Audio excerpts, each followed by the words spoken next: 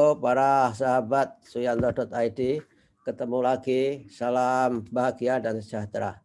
Kita berada di channel untuk berbagi pengetahuan dan belajar sepanjang hayat. Malam ini kita akan bersama tokoh muda, Dr. Ali Forman. Beliau adalah dari Universitas Negeri Semarang. Assalamualaikum, Mas Ali. Waalaikumsalam, Prof. Yanto. Apa kabar, Prof? Alhamdulillah baik. Saya kira Mas Ali baik-baik juga kan? Saya nggak manggil Pak ya. Alhamdulillah, Pangestu. Kalau saya Pangestu, manggil Prof. ya, kalau saya manggil Pak nanti kelihatan tua. Padahal masih ABG. Nih, panggil, panggil Mas Ali aja. Ya, Makasih, Prof. kita akan berbincang, saudara-saudara. Saat ini kita akan berbincang soal PAUD, pendidikan anak usia dini. Anak usia dini itu adalah sangat menentukan karena saat itulah segala macam karakter, interest, minat itu bisa dieksplorasi dan akan berkembang baik ketika dia mendapatkan lingkungan belajar yang baik di kala anak usia dini itu. Nah, Mas Ali, di Indonesia itu ada pendidikan PAUD yang holistik. Itu apakah juga di New Zealand ada seperti itu atau bahkan lebih maju daripada apa yang terjadi di negeri kita ini, Mas Ali?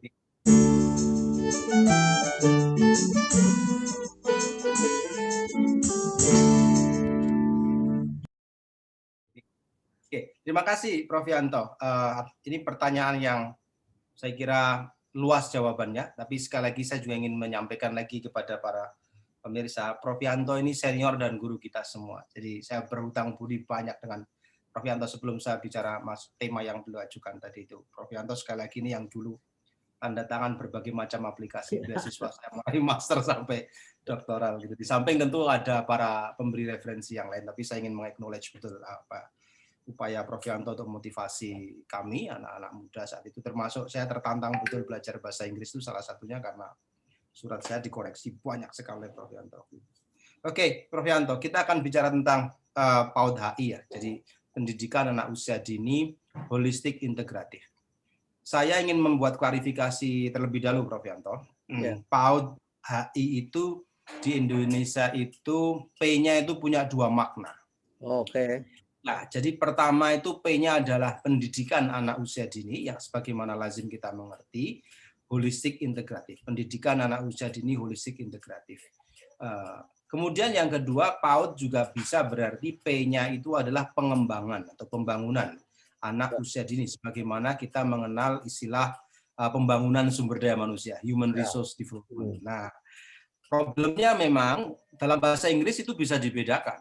ECD, Early Childhood Development, dan ECE, Early Childhood Education. Di Indonesia, ketika diterjemahkan, tidak bisa dibedakan PAUD-nya mana, kapan kita menggunakan PAUD sebagai pendidikan, dan kapan kita menggunakan PAUD sebagai pengembangan. Tapi saya cenderung ingin mengatakan ketika itu diembel-embeli holistik integratif, saya lebih suka menyebutnya pengembangan sesungguhnya, meskipun terjadi semacam bukan salah kaprah, tapi ya istilahnya penyamarataan pemaknaan itu. Nah, apa sesungguhnya PAUD holistik integratif?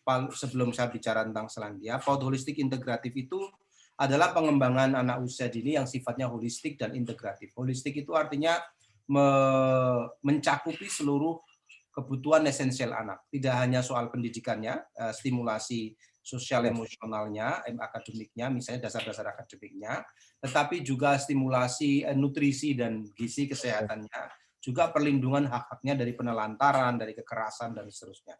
Bagaimana di Selandia? Sebelum ke Selandia. Indonesia sudah mengambil langkah yang cukup signifikan karena tahun 2013 kita punya Perpres nomor 60, seingat saya, 60 2013 yang mengatur pengembangan atau pembangunan anak usia dini holistik dan integratif. Nah, bagaimana di Selandia? Di Selandia juga dikenal, praktiknya dikenal semacam itu. Saya tidak mendapatkan apakah ada istilah khusus yang mereka pakai, tetapi praktiknya jelas mencerminkan apa yang kita sebut di Indonesia sebagai PAUD holistik integratif. Apa gejala-gejalanya? Apa indikatornya. Indikatornya adalah begini. Ketika saya masih sekolah di Selandia, saya punya anak usia dini kebetulan. Anak kedua saya masih sampai sekarang juga masih usia dini, belum masuk 8 tahun. Tetapi misalnya yang saya dapatkan adalah begitu dia masuk usia 4 tahun, kalau tidak 3 tahun ya, saya ditelepon oleh salah satu kementerian, sepertinya Kementerian Kesehatan, begitu, agar anak saya mendapatkan imunisasi ABCDZ begitu ya. Dan data yang sama juga ada di pusat tempat dia belajar di PAUD dia, seperti itu. Kemudian pada saat dia menginjak usia berikutnya juga ada developmental screening, ada screening developmental perkembangan ya, begitu. Jadi anak ini apakah sudah punya dasar-dasar yang memadai tentang literasi misalnya begitu ya. Kemudian apakah dia memiliki kemungkinan kendala motorik misalnya baik kasar maupun halus. Jadi saya juga mendapatkan notifikasi dari kementerian yang mengurus itu. Saya lupa ingat kementeriannya apa begitu. Tapi itu yang saya maksud bahwa holistik integrasi itu terjadi. Integrasinya adalah integrasi data. Jadi data tentang anak usia dini itu yang menarik saya kira ya. Jadi si anak saya ini usianya 3 tahun, data dia itu ada di pusat PAUD dia, dan pusat PAUD juga sepertinya mengirim data ke kementerian-kementerian terkait yang menangani seluruh layanan anak usia dini. Kemudian maka dari itu ketika saya tidak pernah merasa mendaftarkan anak saya ke layanan tertentu, kami sudah dapat layanannya. Karena saya kira ada integrasi data di balik itu gitu.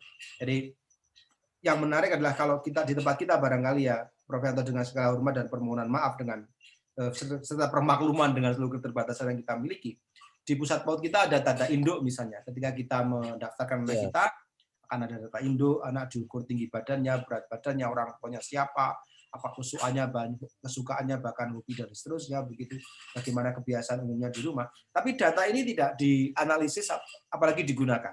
Nah, kalau ini tidak umurnya digunakan, kemudian berarti dia due date-nya nanti tanggal dia harus imunisasi kapan sudah tersedia, kemudian antara rentang tanggalnya, kemudian kapan akan dilakukan developmental screening dan seterusnya, itu dikumpulkan sedemikian rupa, mining sedemikian rupa, kemudian dianalisis, kemudian diambil ada sejumlah decision making yang berlangsung, kemudian layanan itu diberikan. Itu yang saya pelajari selama menjadi orang tua di sana begitu. Ya, saya kira itu kuncinya data. Ya. Data itu memang di negara-negara yang berkembang memang nggak bisa terintegrasi karena punyanya baru folder data, file data, tidak sistem data, sehingga tidak berbicara satu sama lain. Dan bahkan ya kita itu soal data itu memang sesuai ada gamenya di dunia statistik. Data never lie, but liar make data. Jadi data tidak pernah berbohong, tapi pembohong lah yang bikin data. Nah, oleh karena itu mungkin kita memang sudah saatnya punya data yang integrated, connected untuk pelayanan PAUD itu. Karena anak itu merupakan kunci utama, apalagi PAUD kita ini di tahun 2035 ketika Indonesia memiliki bonus demografi dan 2045 Indonesia menjadi generasi emas, itu sangat menentukan. Sehingga pendidikan PAUD, artinya pembinaan PAUD, pengembangan anak usia dini atau pendidikan anak usia dini itu sangat vital sekali. Nah, apa yang menonjol di New Zealand itu keberpihakan pemerintah daerah, orang tua, masyarakat terhadap kepentingan bahwa pendidikan pengembangan anak usia dini itu penting untuk dijalankan. Apa itu indikatornya? Di samping data itu tadi, Mas Ali. Oh ya, di samping data tadi ya, di samping betapa kemudian layanan itu bisa kita rasakan betul. Yang juga kita rasakan adalah subsidi. Okay. Jadi sama seperti di Indonesia, PAUD di sana juga tidak compulsory ya, tidak wajib gitu ya. Tapi masih optional untuk keluarga. Keluarga boleh, kalau istilah di Indonesia, boleh mengambil jalur informal, yakni para keluarga mendidik sendiri anak-anak belia mereka pun mereka boleh mengirimkan anak-anak mereka ke pusat-pusat PAUD. Nah, menariknya Prof. Yanto, untuk anak usia 3 tahun ke atas itu mendapatkan subsidi pembiayaan keluarganya. Nah, jadi mereka mendapatkan subsidi 20 jam free of charge. Jadi 20 jam gratis layanan pendidikan anak usia dini. Itu seperti itu. Nah, kalau 20 jam 20 jam per minggu. Oh, per minggu. Ya. Jadi satu hari katakanlah antara 4 sampai 5 jam ya tergantung. Apa sih di balik ini apa? Di balik ini saya kira begini.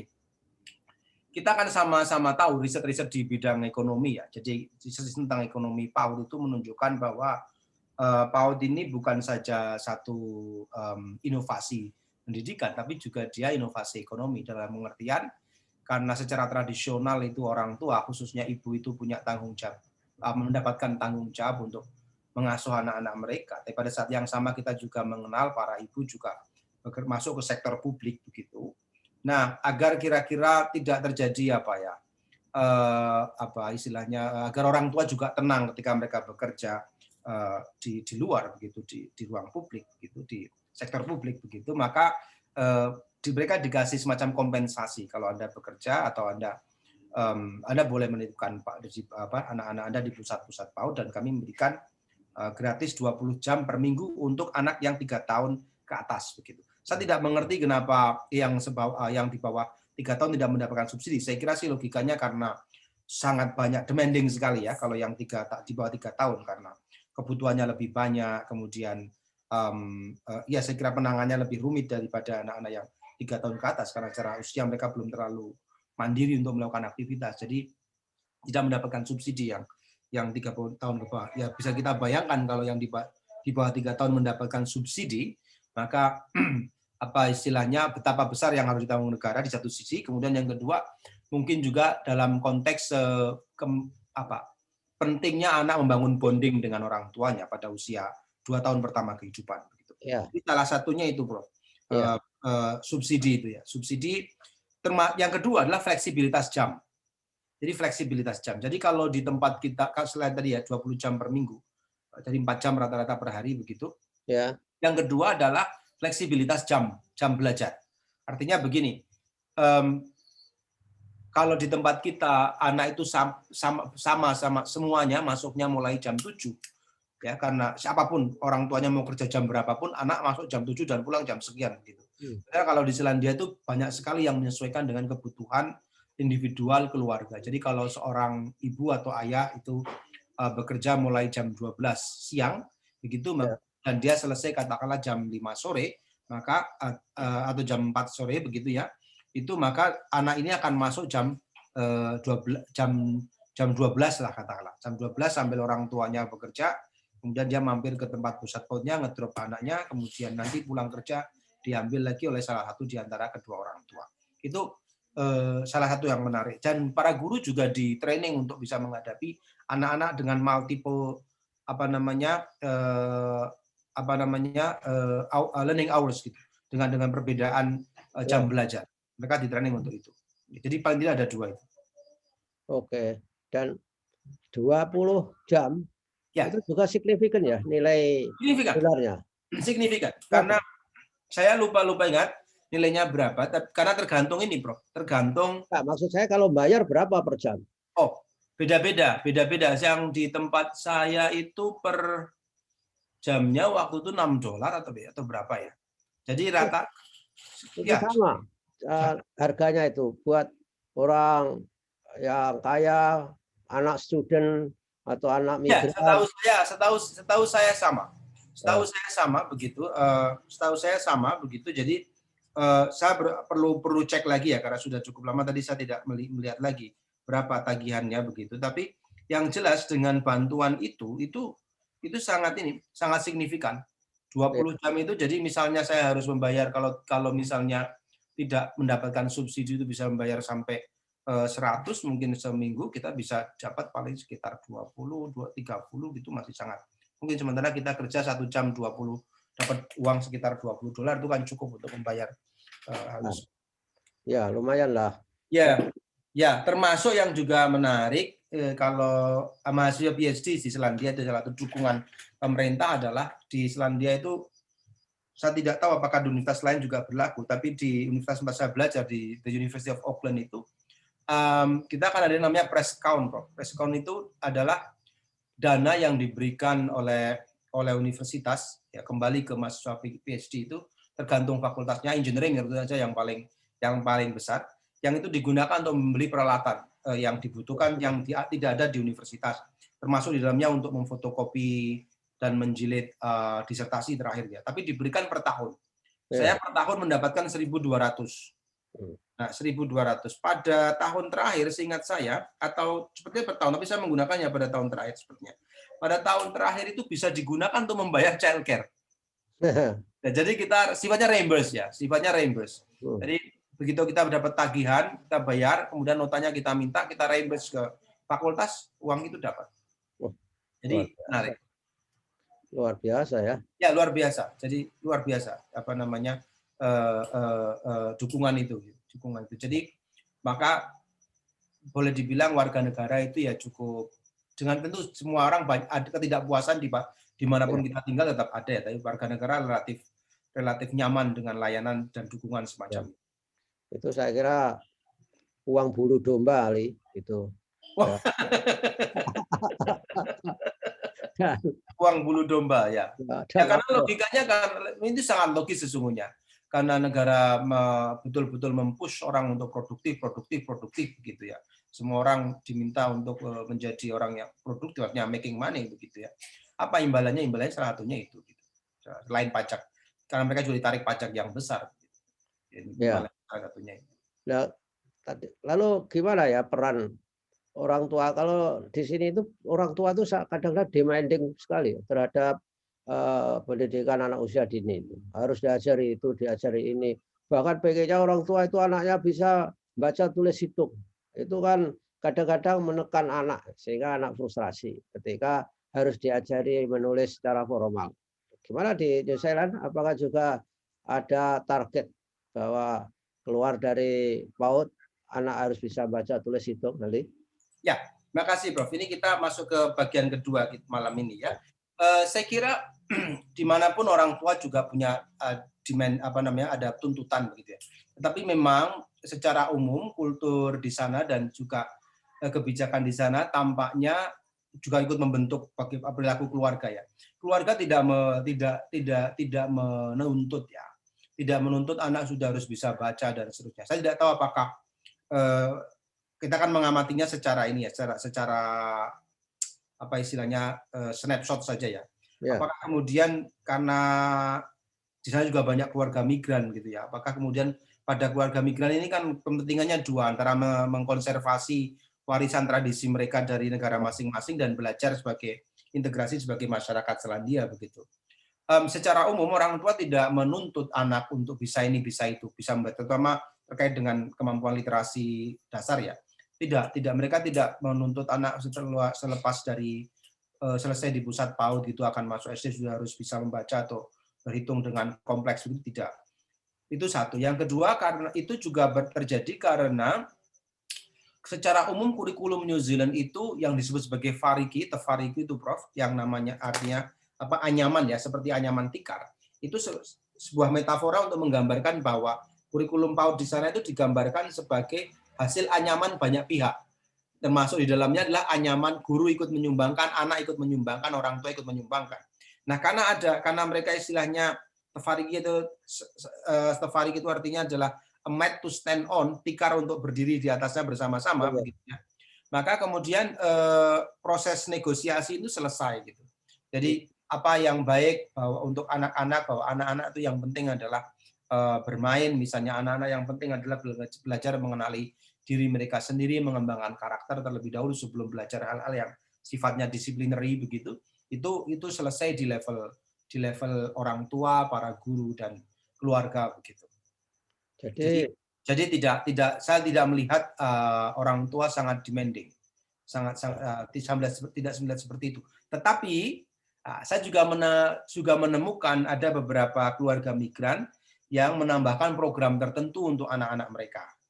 Nah, misalnya ada proyek di universitas kami gitu ya, salah satu profesor di sana saya lihat itu membuat proyek untuk semacam apa ya, boleh dibilang semacam language nest gitu ya, sarang bahasa gitu ya. Ya. Agar kemudian para anak-anak migran itu, anak-anak dari keluarga migran itu tidak kehilangan akan akar budayanya, mereka ngumpul gitu di suatu tempat kemudian belajar bahasa, tentu saja ya ada exposure terhadap tulisan, ada exposure terhadap kosakata dari budaya dan bangsa mereka sendiri. Tapi ini lebih sifatnya suplementer, bukan sesuatu yang sifatnya official di dalam pusat PAUD tempat Ya, mereka belajar. Ya. mungkin ya pilihan ya. Jadi yang tertarik di situ masuk ke situ atau Ya, yang enggak. lebih bottom up prosesnya, Bro. Itu Oke. mirip inilah, boleh saya jelaskan begini. Kalau itu kan saya lihat misalnya ada keluarga dari kawasan ex-Soviet misalnya begitu ya, dan keluarga dari kawasan China mainland. Itu boleh disetarakan dengan bagaimana keluarga Muslim Indonesia di sana, saya dan teman-teman misalnya itu ikut aktif di TPA misalnya. Karena karena secara umum sekolah tidak mengajarkan secara official tidak mengajarkan agama misalnya. Kita kan nggak ingin anak-anak kita itu terlepas dari Quran misalnya, dari Ya. hal-hal dasar agama Islam, kita bikin TPA. Lebih seperti itu, Prof. Ya. Dan itu Ekspresinya. jamnya di mana itu? Mengambil Oh, jam weekend. Kalau yang ini weekend. weekend. Oke.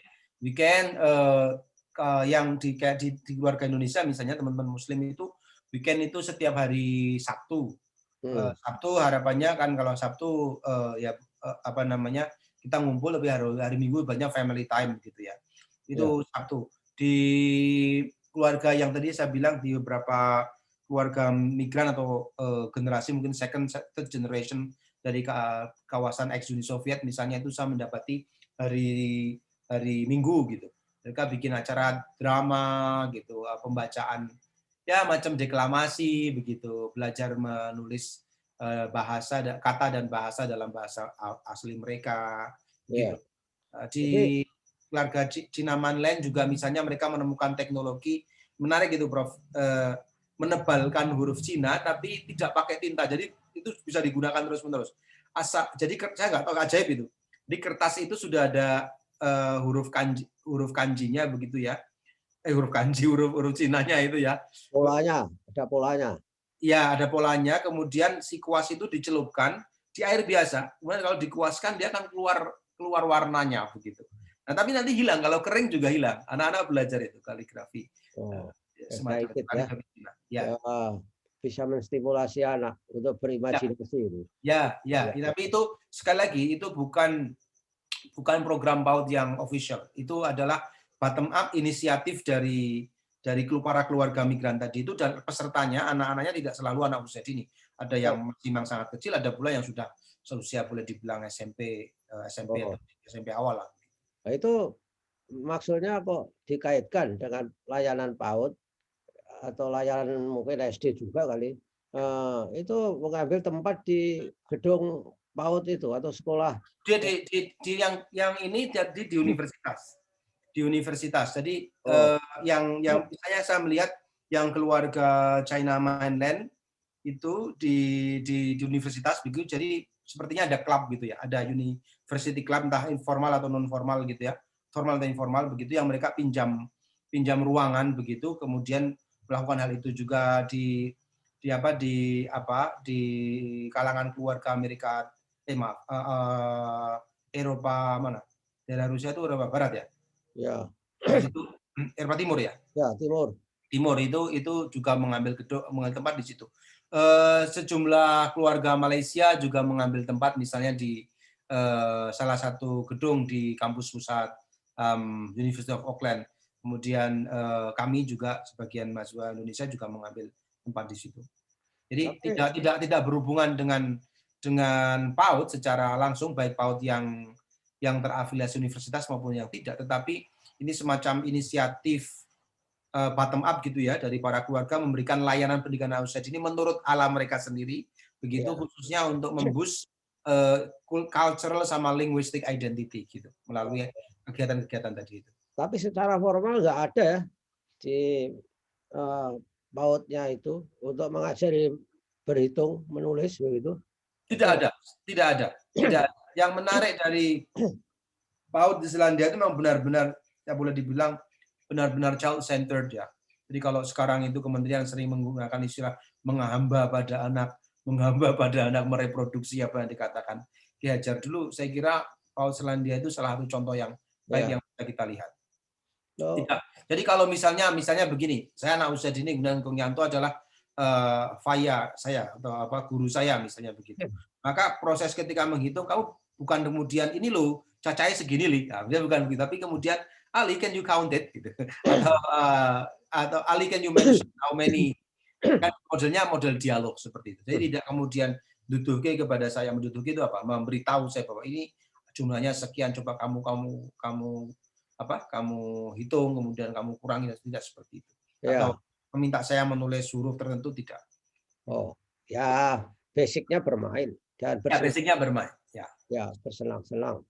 Tapi ada nggak ungkapan dari anak kamu yang natural mengenai impresi dia dengan sekolahnya? Pernah kamu dengar nggak? Ya pernah sih ya, tapi sekarang ya saya nggak bisa merecall ya. Saya nggak bisa merecall karena dia bisa membandingkan sih ya. Dia bisa membandingkan misalnya ketika di sini kan di sana begitu ya. Dia bisa membandingkan begitu. Misalnya dia mengatakan bahwa dia cenderung bermain sendiri ketika di sini karena tidak bisa berkomunikasi dengan temannya begitu ya. Dengan temannya gitu. Dia tidak bisa berkomunikasi dengan temannya begitu selama di sini misalnya. Dia cenderung sendiri, main sendiri begitu. Nah, itu sedikit banyak memang agak menyulitkan di tengah kenyataan bahwa masyarakat kita itu kan komunal ya. Senang dengan kolektivitas. Nah, ketika anak menyendiri itu guru juga kadang-kadang atau kita ya secara umum kalau ada anak nyempal itu jadi outlier gitu, dianggapnya dia menyalahi norma sosial gitu atau norma perkembangan. Nah, kemudian di situ barangkali yang kadang sedikit bermasalah dia dengan peer group-nya atau dengan gurunya dulu begitu. Tapi kan kadang kalau di sini kan ada anak mogok ke sekolah. Mungkin di sana nggak pernah mungkin. Anak-anak itu selalu ingin sekali ke sekolah ketemu. Saya tidak tahu, saya juga tidak tahu kenapa bisa begitu ya. Jadi dia seperti mengerti betul jadwal ya. Tapi saya kira sih persoalannya kalau itu bukan persoalan Selandia dan Indonesia saya kira, tetapi ya mungkin ada variabel itu. Tapi saya melihat soal bagaimana kita membangun rutin dengan anak begitu, membangun rutin dan mencoba berdialog, bukan menjelaskan, tapi melihat perspektif dia, apa yang kamu pikirkan tentang rutin. Gitu. Jadi anak menjadi punya pola bahwa pagi hari saya harus begini dan harus begitu. Karena ketika orang dewasa bekerja, saya maka harus belajar di pusat PAUD. Nah, itu saya merasa terbentuk ya, karena saya juga mengalami tekanan juga sebagai seorang mahasiswa di sana kan. Nah, sementara ketika di sini kita juga tidak disiplin gitu loh. Kuliah jam 7, kita mulai dari rumah jam 7 begitu dan seterusnya gitu. Sementara di sana tidak demikian gitu. Kalau kita terlambat kita jelas akan kehilangan kesempatan mendapatkan parkir, atau kalau kita berangkatnya telat mungkin kita sudah dapat tiket mobilnya gitu itu kan. Sangat terpola. Sementara di sini kan tidak dimanapun kita bisa parkir, kemudian tidak khawatir kena denda, kan seperti itu. Jadi membangun rutin di sini memang agak sedikit lebih repot karena teknik-teknik pendisiplinan warga negara di sini juga tidak langsung gitu loh. Kalau di sana kan teknik pendisiplinan misalnya teknik pendisiplinannya kan ketika saya terlambat memindahkan mobil jelas akan kena tiket begitu kan. Maka saya akan menjelaskan kepada anak saya kita harus pergi cepat-cepat sekarang karena kalau tidak mobil kita nanti kena tiket gitu. Kalau kita kena tiket, saya bisa menjelaskan itu. Nanti gimana cara membayar sekolahmu kan begitu. Begitu kita bicarakan. Di sini kita tidak perlu mengatakan hal itu karena TK-nya juga affordable, tidak ada orang yang meniket mobil kita, kemudian dan seterusnya gitu. Kegiatannya juga itu saja gitu. Ya. Nah, bagi para sahabat suyanto.id yang dikatakan Mas Ali tiket itu tadi sebenarnya seperti tilang lah, seperti tilang ya. tilang ketika ada kesalahan sehingga itu ada bukti pelanggaran dan harus membayar denda. Memang saya kira di negara-negara yang beriklim dingin, ada yang dinginnya itu memang mendidik warganya itu menjadi lebih kreatif dibandingkan dengan negara-negara yang hanya punya iklim satu panas semua. Karena kalau di musim dingin mau tidur saja kan sudah berpikir besok mau pakai baju apa, gitu. Mau pakai kaos tangan seperti apa. Saya kira nggak ada orang di sini mau tidur berpikir besok mau pakai apa. Ya besok aja lah. Nyata nggak pakai baju juga hidup kan gitu. Ya, ya. Jadi saya kira soal rutin gitu ya. Di samping tentu memang proyek-proyek kemudian kegiatan-kegiatan yang dia lakukan lebih variatif dibandingkan dengan kita yang ada di sini. Ya, saya kira juga itu terkait dengan saya menyebutnya ketika dulu menulis tesis S2 itu ini Prof Yanto. Early Child Education itu kan semacam novel inisiatif ya di Indonesia waktu itu. Ya. 2000 kita masih sangat muda ya.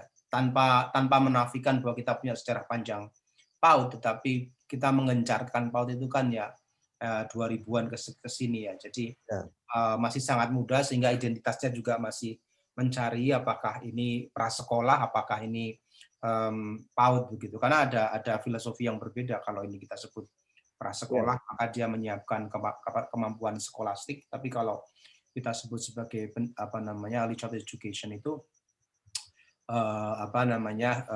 lebih tadi seperti kita bicarakan, lebih berpendekatan perkembangan dan bermain begitu. Artinya tidak semua prasekolah itu PAUD begitu, boleh dibilang begitu, tapi semua PAUD bisa jadi mencakupi prasekolah. Ya, ya oke lah. Saya kira sudah banyak cerita kita, Mas Ali. Mudah-mudahan menjadi inspirasi bagi para ibu dan juga para guru PAUD akan bagaimana mengembangkan anak-anak usia dini. Yang paling penting yang perlu kita highlight adalah terintegrasi tadi, baik data, layanan, dan sebagainya itu. Ya, terima kasih atas kehadirannya. Mudah-mudahan minggu depan kita ketemu lagi dan mudah-mudahan selalu sehat. Harus jaga protokol kesehatan. Ya. Terima kasih Prof Yanto sekali lagi.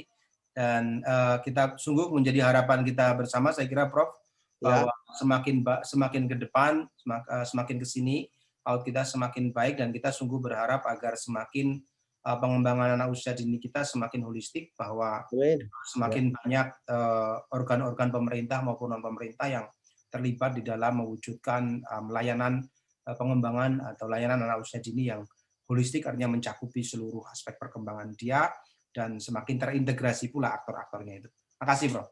Amin. Itu jadi doa kita, mudah-mudahan dikabulkan. Amin.